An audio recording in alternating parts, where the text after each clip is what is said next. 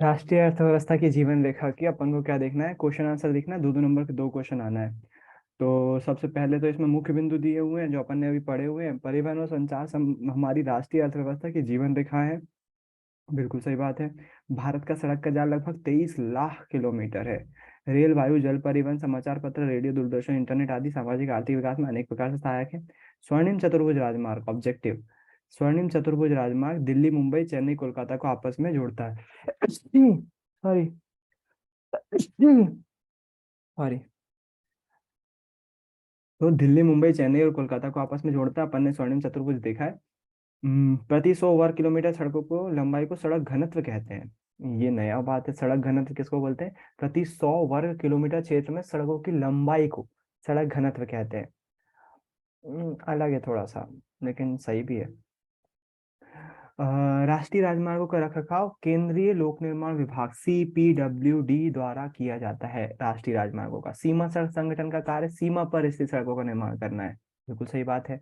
भारतीय रेल परिवहन को 16 रेल प्रखंडों में बांटा गया है, ये पढ़ा है हमने। रेलवे के गज के आधार पर बड़ी लाइन और छोटी लाइन में बांटा गया है, आप बहुत अच्छे से जानते हो।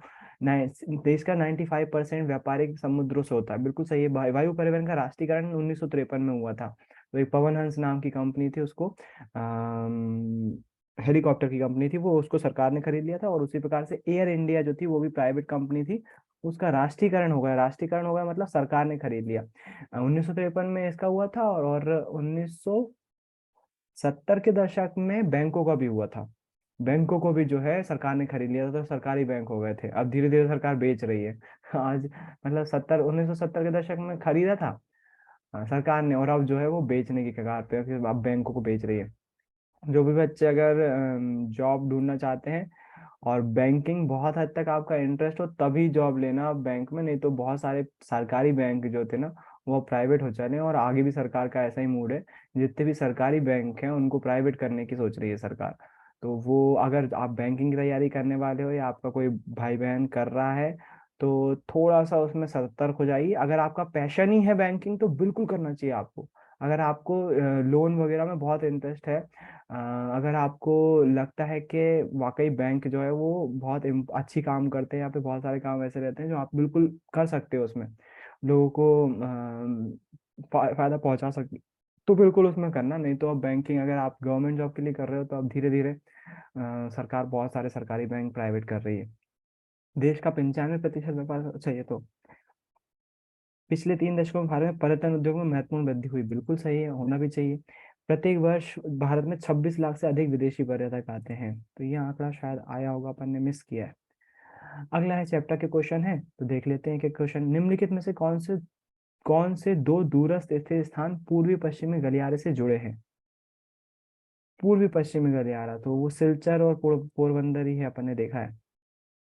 निम्नलिखित में से कौन सा परिवहन का साधन वाहनांतरण हानियों तथा देरी को घटाता है? पाइपलाइन। वाहनांतर वाहनांतरण हानियों तथा देरी को घटाता है। रेल परिवहन, पाइप परिवहन, सड़क परिवहन, जल परिवहन। तो पाइपलाइन जो है वो वाहनांतरण हानियों और देरी को घटाता है। टाइम तो कम लगता है, जाहिर सी बात है, पाइप परिवहन। ये अच्छा है क्वेश्चन, अजीब है थोड़ा सा, और इसमें आंसर मेरे ख्याल से तो भाई रेल भी तो हो सकता है ना। इंसानों को बिना कोई आने जाने की मतलब परेशानी, अच्छा देरी को घटाता भी है। लेकिन यहाँ पर ये वाहन अंतरण हानियां लिखा हुआ है ना, वाहन अंतरण हानियां मतलब कि ऐसी चीज जो कि गाड़ियों से ले जाई जाए तो उसका नुकसान हो सकता है। ऐसी चीज जो गाड़ियों से ले जाए उसका नुकसान हो सकता है। तो मेरे ख्याल से सही है, इसी इसी शब्द के कारण से इसका आंसर पाइपलाइन आ रहा है। क्योंकि ऑयल तेल वगैरह जो है वो गाड़ियों से आने पर गिर सकता है, लूटामारी हो सकती है। पाइप से आएगा भाई, कोई टेंशन नहीं, लीकेज हो रहा है कहीं तो तुरंत पता चल जाएगा मशीन पे बैठे बैठे कि यहाँ पर लीकेज हो रहा है। निम्न में से कौन सा राज्य, अच्छा, HVJ पाइपलाइन से जुड़ा हुआ नहीं है? महाराष्ट्र, बिल्कुल जाहिर सी बात है, आपने देखा है महाराष्ट्र में नहीं जाती, वो गुजरात में ही खत्म हो जाती है। इनमें से कौन सा पतन पूर्वी तट पर स्थित है जो अंतरस्तरीय अधिकतम गहराई का पतन है? तो विशाखापट्टनम। विशाखापट्टनम जो है वो अंतरस्थलीय और अधिकतम गहराई का पतन है। निम्न में से कौन सा परिवहन का साधन भारत में प्रमुख हाँ, ये वाला क्वेश्चन ये बोल रहा था मैं। रेल परिवहन इसका आंसर आ रहा है। तो इसमें सड़क परिवहन भी तो हो सकता है, लेकिन इसमें बुक के आधार पर रेल परिवहन है आंसर। कई जगह पर जो है वो सड़क परिवहन भी दिया हुआ है, लेकिन बुक के हिसाब से रेल परिवहन इसका सही आंसर है। निम्न में से कौन सा शब्द दो या अधिक व्यापार देशों के व्यापार को दर्शाता है? तो वो अंतर्राष्ट्रीय व्यापार है, जाहिर सी बात है। बहुराष्ट्रीय कंपनियों के बारे में देखा था। सड़क परिवहन के 3 गुण बताएं, ये आ सकते हैं 2 नंबर पे, बिल्कुल आ सकते हैं।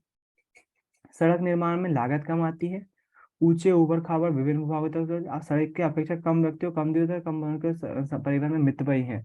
इसकी जगह पे आप अपनी मर्जी से भी लिख सकते हो। देखो, पहला रीजन, सड़क जो है वो हमको घर घर तक पहुंचाती है, रेल या वायु इससे ऐसा पॉसिबल नहीं है। सड़कें जो है वो घर घर तक जाती हैं, घर घर पहुंच होती है उनकी, है ना। दूसरा, लागत कम आती है, ये बिल्कुल सही है, रेलवे से तो बहुत कम है, और जो हमारा हवाई यात्रा है उससे भी बहुत कम है सड़कों की लागत। एक फायदा ये है।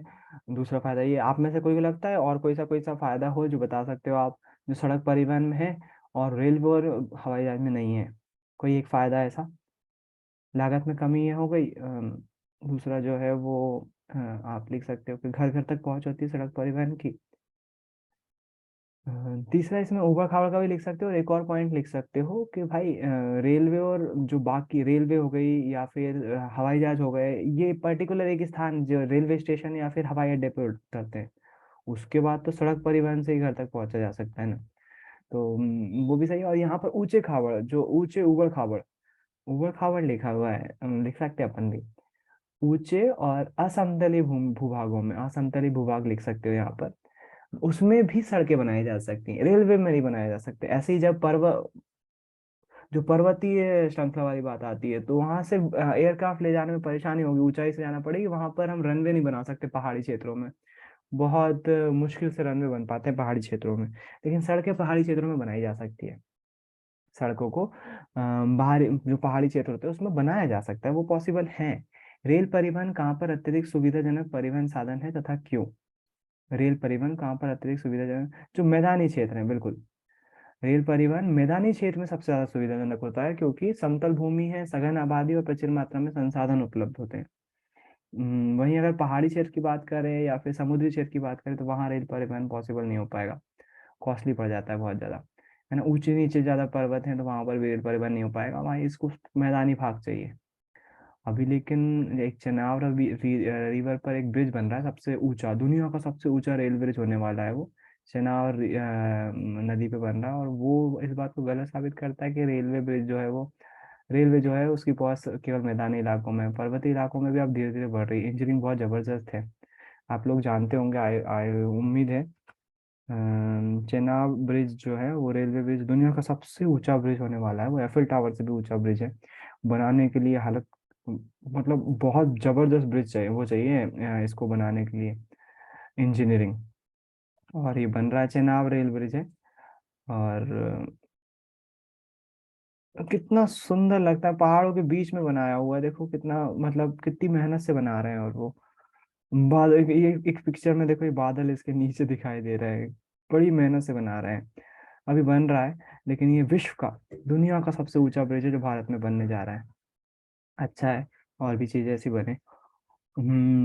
सीमांत सड़कों का महत्व बताइए। जाहिर सी बात है, अच्छा क्वेश्चन है, और आपको पता होना चाहिए। सीमांत सड़कें वे सड़कें होती हैं जो कि हमारे देश की सीमाओं पर स्थित होती हैं।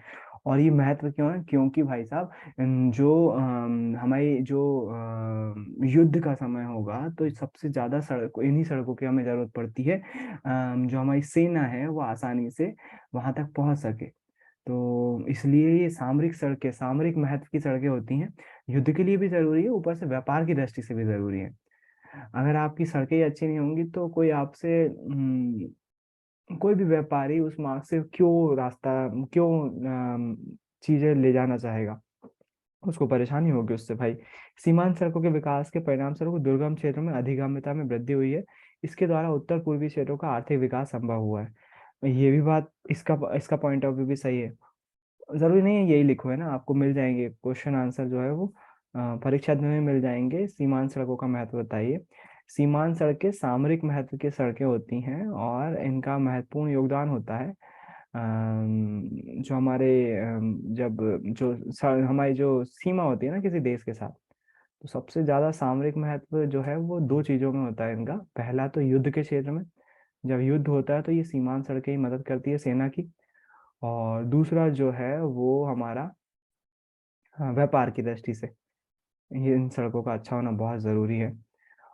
और इन्हीं के कारण से उत्तर पूर्वी क्षेत्रों का जो है वो आर्थिक विकास संभव हो पाया। उत्तर पूर्वी नॉर्थ ईस्ट एरिया कहलाता है भारत के अपने इस साइड वाला एरिया, जो यहाँ से है ना।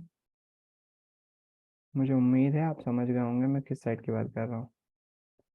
हमारा ये वाला एरिया, ये वाला एरिया, तो इसको हम नॉर्थ ईस्ट का एरिया बोलते हैं।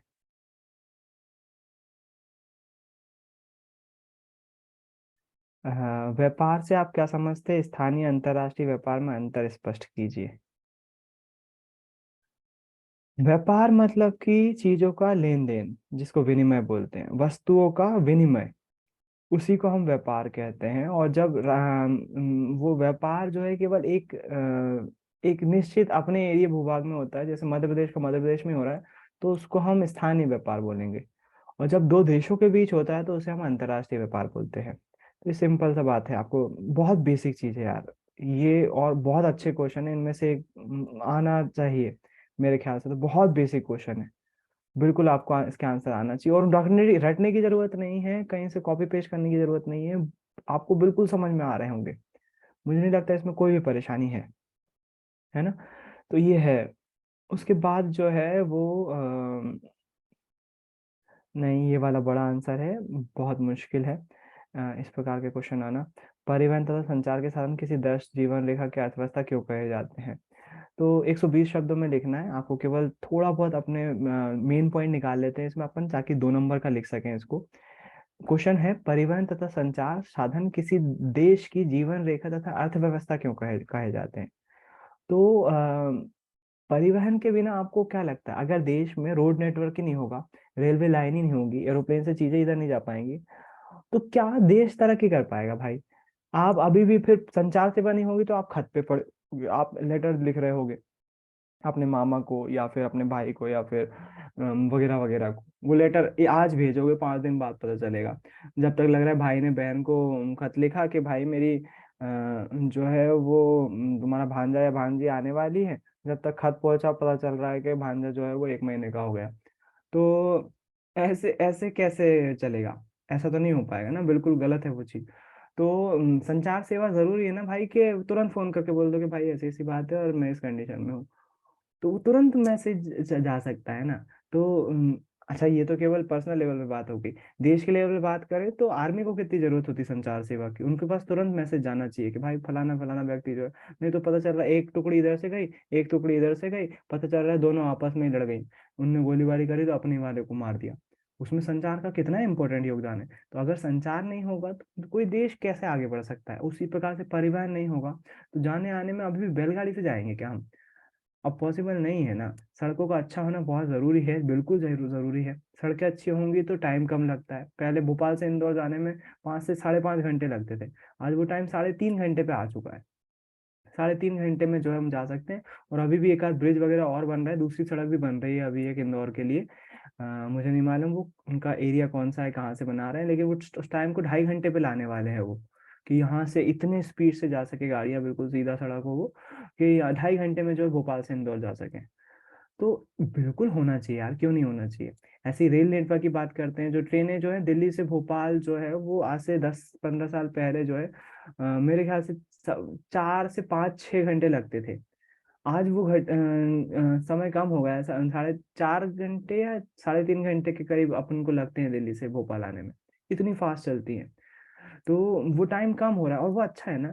वो होना ही चाहिए, इतना टाइम क्यों लगे जब हम टेक्नोलॉजी में इतने आगे बढ़ रहे हैं। तो किसी भी देश की रफ्तार बढ़ाने के लिए जरूरी चीजें होती है, ये दोनों ही चीजें, परिवहन और संचार जो है वो जरूरी है। अब इसको अपन लिखेंगे कैसे, ये बात तो समझ में आ गई।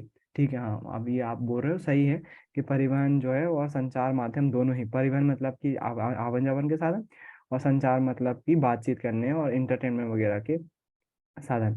तो ये जरूरी तो है, मानते हैं, लेकिन अब 2 नंबर में कैसे लिखेंगे? किसी भी राष्ट्र की विकास की गति वस्तु एवं सेवाओं के उत्पादन के सतह उनके एक स्थान से दूसरे स्थान तक वहां पर आश्रित कराती है। विज्ञान एवं प्रौद्योगिकी के प्रगति के साथ व्यापार एवं परिवहन के प्रभाव क्षेत्र में व्यापक बढ़ोतरी हुई। अत्यधिक सक्षम एवं तीव्र गति वाले वाहन परिवहन के कारण आज संपूर्ण विश्व एक गांव की भांति दिखाई देता है। इसी तरह विचारों का आदान प्रदान और ज्ञान, तो यही बात है, विज्ञान और प्रौद्योगिकी के कारण से परिवहन के क्षेत्र में व्यापक वृद्धि हुई है, और उस वृद्धि के कारण ही संपूर्ण विश्व एक गांव की तरह दिखता है, जहां पर एक जगह से दूसरी जगह पर आसानी से पहुंचा जा सकता है। कई सारे वीडियोस यूट्यूब पे देखो, लोग बाग जो है वो दुनिया का चक्कर लगा रहे हैं एरोप्लेन से। इतने पैसे पता नहीं कहाँ से लाते हैं, 70-70 80-80 लाख की फ्लाइट ले रहे हैं एक शहर से दूसरे, मतलब, और उसमें भी क्लास देख रहे हैं। मतलब अपन तो नॉर्मल टिकट लेने में सोचे, वो उसमें फर्स्ट क्लास में जा रहे हैं, इकोनॉमी क्लास नहीं। इकोनॉमिक तो भाई वो उनकी हैसियत के खिलाफ। यूट्यूब पे बड़े पड़े हुए ऐसे वीडियो। पता नहीं इतना पैसा कहाँ से लाते हैं। हाँ, लेकिन है। तो वो उनका एक देश से दूसरे देश जाना पॉसिबल हो पा रहा है किस कारण से? परिवहन के साधनों का। तो अपन ये पॉइंट लिख निकाल सकते हैं इसमें से, विज्ञान और प्रौद्योगिकी के कारण से परिवहन के माध्यमों में जो है वो वृद्धि हुई है, जिसके कारण से संपूर्ण समूचा विश्व एक गांव की भांति प्रतीत होता है, जहाँ एक स्थान से दूसरे स्थान तक आसानी से पहुंचा जा सकता है। उसी प्रकार से जो है वो, ये तो उसकी बात हो गई। उसी प्रकार से संचार, बातों, विचारों और जो विचार, भाव और बातें होती हैं, उसको भी एक स्थान से दूसरे स्थान तक जाना बहुत जरूरी है ना। तो वो चीज निर्भर करते हैं संचार माध्यमों पे। तो आप देखोगे बॉलीवुड मूवीज जो है आजकल चाइना में बड़ा धमाल मचा रही हैं। अपनी जो एक मूवी थी 3 इडियट्स जो है वो कहाँ देखी गई, कोरिया में शायद रिलीज हुई थी। चाइना में जो है बड़ा धमाल। बाहुबली मूवी वहां पर आई, तो बाहुबली ने बड़ा धमाल मचाया वहां पर। अच्छा खासा लोगों ने देखा। केवल चाइना में नहीं, जापान में भी उसको पसंद किया। जापान या कोरिया में कंफर्म नहीं है, लेकिन मेरे को तो वो उससे होता क्या है, उससे जो है आप लोगों में से कितने लोगों ने चाइना या कोरियन मूवी देखी है? किसी ने देखी है कोरियन मूवी या फिर चाइना की मूवी? हाँ, एक ने पूर्वन देखी है। बढ़िया है। तो आप अगर देखते हो तो उससे होता क्या, उनके विचार पता चलते हैं चाइना में किस तरह से देखा जा रहा है। एक वो वाली देखी थी मैंने चाइना की मूवी, एक मंकी वाली ऊपर है, तो मुझे तो उसमें बहुत सारी चीजें रामायण से मेच खाती हुई दिखी थी। द मंकी मैन थी या कौन सी थी, चाइना की एक मूवी है। मुझे तो बहुत सारी चीजें ऐसा लग रहा था जैसे ये रामायण से कुछ कुछ हद तक मैच खा रही हो जैसे। चाइना की मूवी थी वो। और एक पैरासाइट मूवी भी देखी थी जो कि कोरिया की थी। बढ़िया मूवी लगी थी। पूर्वा बताना चाह रही हो आपने कौन सी मूवी देखी थी?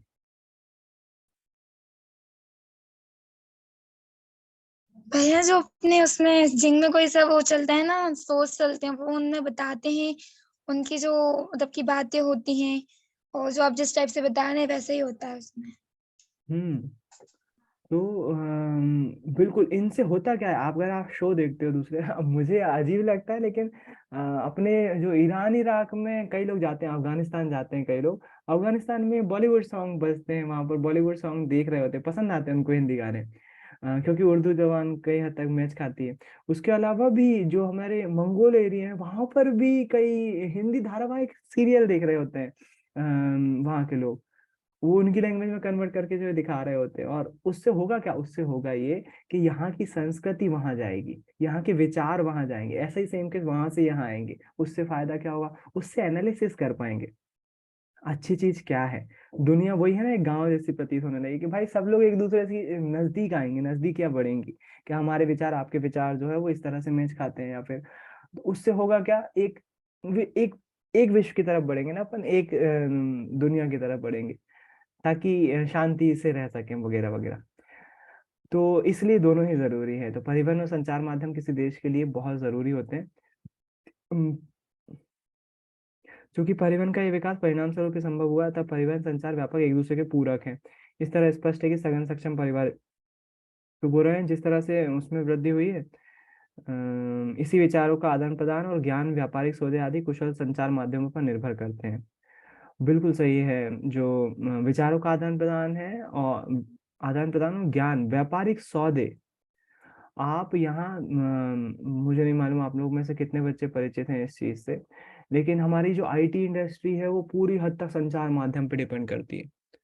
कुछ सालों में आपको इस बात से गर्व भी होना चाहिए और बोलना चाहिए, भारत की जो सॉफ्टवेयर डेवलपमेंट इंडस्ट्री है, सॉफ्टवेयर डेवलपमेंट इंडस्ट्री जो है दुनिया में अग्रणी है। आज जो बड़ी बड़ी कंपनियां हैं, माइक्रोसॉफ्ट हो गई, इंटेल हो गई, गूगल खुद हो गई, इसके सीईओ इंडियंस हैं। अभी कुछ दिनों पहले ट्विटर के भी थे, हटा दिया गया उनको, लेकिन इंडियंस इतने आगे क्यों आगे हैं? क्योंकि ये सॉफ्टवेयर डेवलपमेंट में इंडिया का योगदान बहुत आगे है। सॉफ्टवेयर डेवलपमेंट में इंडिया, और पूरा के पूरा काम जो है, पूरा के पूरा काम चल रहा है तो केवल संचार माध्यमों के कारण से। तो संचार माध्यम में पुराने जमाने में डाक वगैरह आती थी, अब जो है इंटरनेट उसमें शामिल हो गया है। तो इंटरनेट जो है वो संचार माध्यमों की बैकबोन बन गया है अब। और कई हद तक कुछ सालों बाद, कुछ सालों में देखोगे आप, जो हमारी देश की अर्थव्यवस्था है ना, वो कृषि पे तो डिपेंड कर ही रही है अभी, और वो कभी कम नहीं होगी। लेकिन धीरे धीरे हमारी जो है वो अर्थव्यवस्था इसकी तरफ भी जा रही है। आईटी सेक्टर, इसको आईटी बोलते हैं।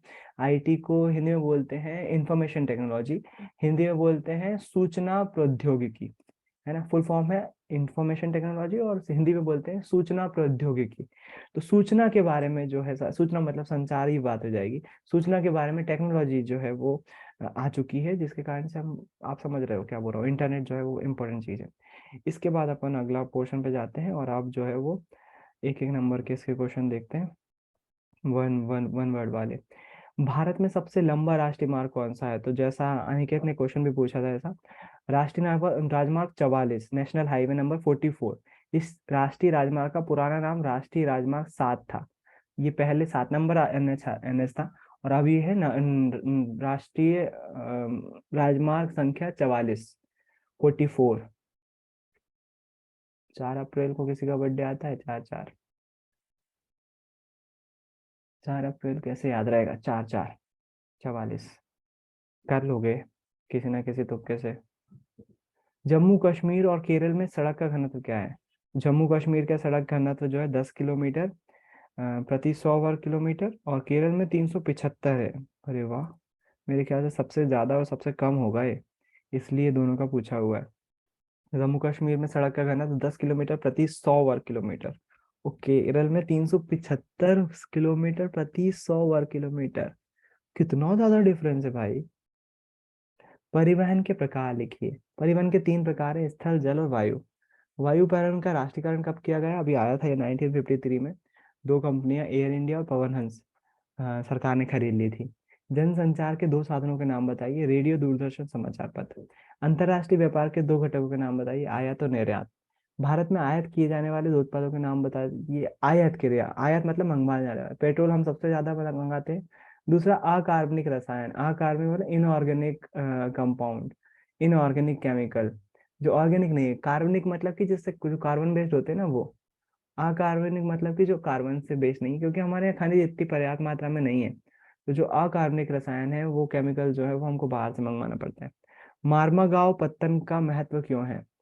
लौह अयस्क के निर्यात में मार्गांव देश का महत्वपूर्ण पत्तन है, क्योंकि थान से देश के कुल निर्यात का 50% लौह अयस्क निर्यात किया जाता है। मार्मागांव पत्तन तो गोवा में है ना?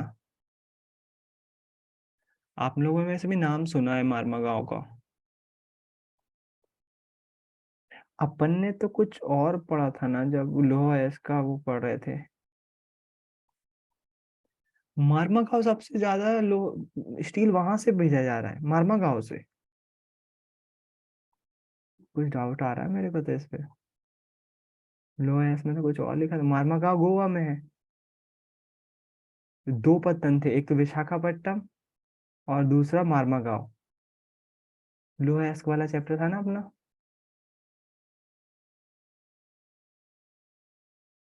हम किस तरह दोस्ताना कीजिए।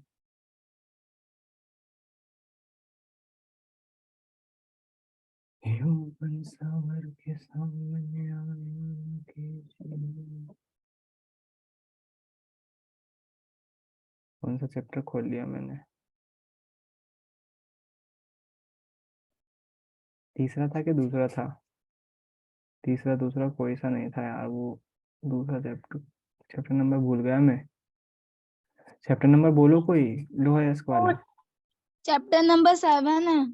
7 तो अभी चल रहा है, जो जिसमें लोहायस्क 5, पढ़ा था ना अपन ने। 5, 5। 5 था। Social science.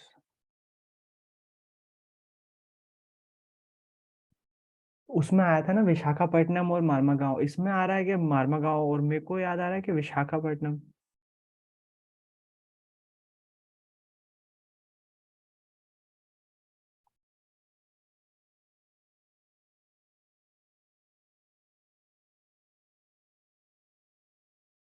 देखो मारमागांव के बारे में ये लिखा हुआ है, महाराष्ट्र गोवा पेटी का खनिज भेजा जाता है।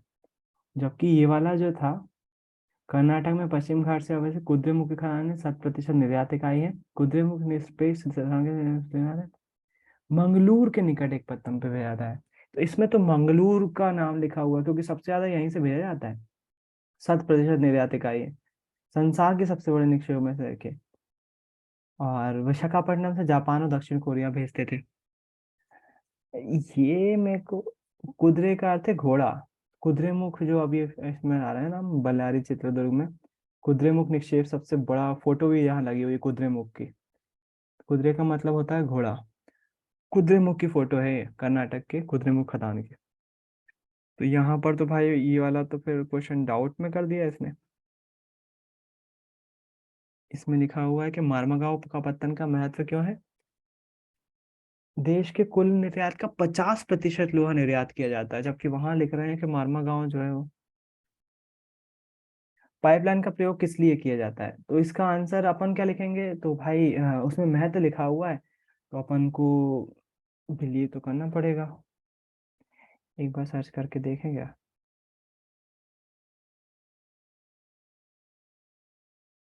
दूसरी वेबसाइट क्या बोल रही है।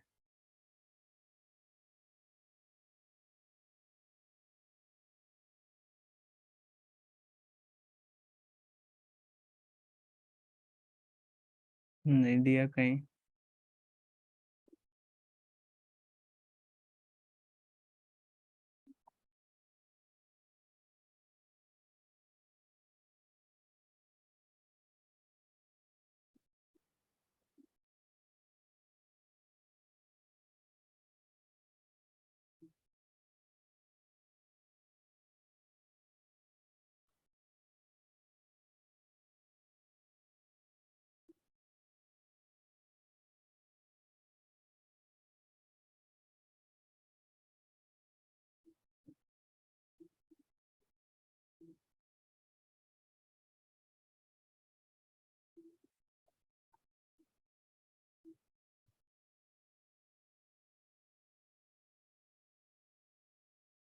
The two port exporting iron in India, Marmagao and new Mangalore port. अरे भाई साहब, मार्मागांव पोर्ट एक्सपोर्ट हो 50%, भाई सही लिखा है इसमें। मार्मागांव जो है उससे 50% इस्पात या लोहा जो है वो, हमारे लोहा अयस्क जो है वो निर्यात किया जाता है दुनिया भर में। सही है यार। मार्मागांव पत्तन से, और दूसरा वो है फिर जो वाला है न्यू मैंगलोर पोर्ट। कुद्रेमुख चट्टानों का जो है वो दूसरा 50% उधर से किया जाता है, 50 नहीं कम, 50 से ज्यादा होता होगा फिर तो, वहाँ केवल दो है, 50% यहाँ आते हैं। पाइपलाइन का उपयोग किस लिए किया जाता है, जाहिर सी बात है, बहुत आसान क्वेश्चन होगा अगर आता है तो, हमारी जो तेल पेट्रोलियम गैस नेचुरल गैस वगैरह जो होती है, उसका जो है वो निर्यात या उसको ट्रांसपोर्ट करने का, उसके परिवहन के लिए पाइपलाइन का उपयोग किया जाता है। विदेशी पर्यटक के लिए कौन से दर्शनीय स्थल हैं, तो ताजमहल, राजस्थान, गोवा, जम्मू कश्मीर, बिल्कुल सही है। 3 अंक वाले, सड़क परिवहन की समस्याओं का वर्णन कीजिए। देखो सड़क परिवहन पे एक क्वेश्चन वो आया था कि इसकी विशेषताएं बताओ, और समस्याएं भी हैं। समस्याएं क्या है, पहला तो देरी लगती है ज्यादा। दूसरा यातायात मतलब ट्रैफिक, ट्रैफिक कंट्रोल जो है वो बहुत ज्यादा मुश्किल होता है। लगभग आधी सड़कें कच्ची हैं, वर्षा ऋतु में उनका सीमित हो गया है उपयोग। राष्ट्रीय मार्ग भी प्राप्त नहीं है। सड़कें शहरों में सड़कें तंग व भीड़ भरी हैं। सड़कों पर बनी पुलिया और पुल पुराने व तंग हैं, तंग मतलब छोटे हैं, ज्यादा गाड़ियां इकट्ठी नहीं निकल पाती। रेल परिवहन की अपेक्षा सड़क परिवहन की बढ़ती महत्वता के कारणों का उल्लेख कीजिए। रेल परिवहन की अपेक्षा सड़कों को ज्यादा वैल्यू क्यों दी जा रही है? सड़कों की निर्माण लागत कम है रेलवे लाइन से। सड़कों द्वारा घर तक सेवाएं उपलब्ध कराई जा सकती हैं। सड़क परिवहन सामान उतारने चढ़ाने में कम खर्च आता है। हर एक भूभाग ऊबड़ खाबड़ में बनाई जा सकती है। 2 नंबर में आ सकता है, अच्छा क्वेश्चन है ना? तो ये क्वेश्चन 3-3 नंबर में लिखे जरूर हैं, लेकिन आपसे आ सकते हैं भाई। सड़क परिवहन की समस्याएं भी आ सकती हैं, और रेलवे परिवहन की अपेक्षा सड़क परिवहन की महत्ता के कारण भी पूछे जा सकते हैं। अच्छे क्वेश्चन है दोनों, और मेरे ख्याल से मन से लिख सकते हो आप बिल्कुल। और अब दिखना दिक्कत ये है, अब मुझे ये बताओ कि ये क्वेश्चन इस चैप्टर में आपने पढ़े हैं, समझ में भी आ गए हैं। मान लीजिए एग्जाम में आते हैं तो आप जो लिखोगे, क्या वो परफेक्ट लिख पाओगे? और अगर परफेक्ट नहीं लिख पाओगे, अगर लिख पाओगे तो फिर बात वहीं खत्म हो जाती। अगर नहीं लिख पाओगे तो अभी हम ऐसा क्या करें कि ये चीज जो है हमें एग्जाम टाइम में रिवाइज कर सके। जैसे कि अगर गूगल पे सर्च करेंगे तो ढेरों वेबसाइट आ जाएंगी। एक वेबसाइट का नाम याद कर भी लोगे तो वो, बोलना ये चाह रहा हूँ, जिस चैप्टर को पढ़ रहे हैं उसके इम्पोर्टेंट क्वेश्चन अगर लग रहा है कोई सा, और यदि आपके पास कोई बुक है या परीक्षा देना उसमें नहीं है वो चीज़, तो उसको नोट डाउन कर लो। केवल क्वेश्चन भी उतार लोगे ना, कहीं लिखा हुआ होगा, तो एंड टाइम पे जब रिवीजन कर रहे होगे जाते समय लास्ट टाइम में, तो वो क्वेश्चन आपके निगाहों में आ जाएगा, ताकि उस क्वेश्चन की एक बार तैयारी करके जाओ। यहाँ सड़कें, जैसे शहरों में सड़कें तंग भरी और भीड़ भरी है, तो ये तंग शब्द जो है वो आपके दिमाग में नहीं रह जाएगा। अगर रिवीजन करके जाओगे तो तंग और भीड़ भरी याद रह जाएगा। ये सड़कों शहरों की सड़कें जो है वो भीड़ भरी हैं, केवल इतना याद रहेगा, तंग और भीड़ भरी है, तो ये याद रह जाएगा, है ना? तो कहीं पर भी क्वेश्चन नोट कर लो, और ये क्वेश्चन अगर परीक्षा बोध या अध्ययन में है तो उस पर अगर है तो फिर कोई बात ही नहीं है ना? क्वेश्चन अच्छे हैं, ये बहुत अच्छे हैं। सड़क परिवहन की समस्याओं का वर्णन कीजिए। और स्क्रीनशॉट अगर ले रहे हो तो कितने लोगे भाई? एंड टाइम पे कितने स्क्रीनशॉट लोगे? सब सब्जेक्ट के मिक्स हो जाएंगे। स्क्रीनशॉट अगर लेना है तो ले लो, लेकिन भाई साहब उसको लिख लो कहीं पर तो ज़्यादा बेटर है, मेमोरी फुल हो जाएगी मोबाइल की इतने स्क्रीनशॉट लोगे तो। तो इसके साथ ये वाला हमारा चैप्टर जो है वो खत्म होता है। 2-2 नंबर के इसके इंपॉर्टेंट क्वेश्चन हो गए। अब हमारा जो नेक्स्ट चैप्टर है, वो एक और है 2 नंबर का चैप्टर, और उसी के साथ ये वाला जो हमारा बुक है ये वाली खत्म हो जाएगा, इसका रिवीजन। वो है हमारा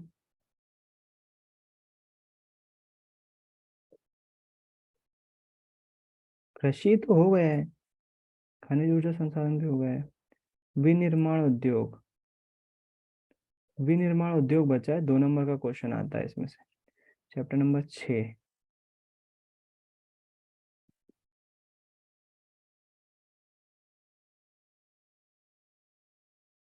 विनिर्माण उद्योग नहीं करा अपन ने अभी,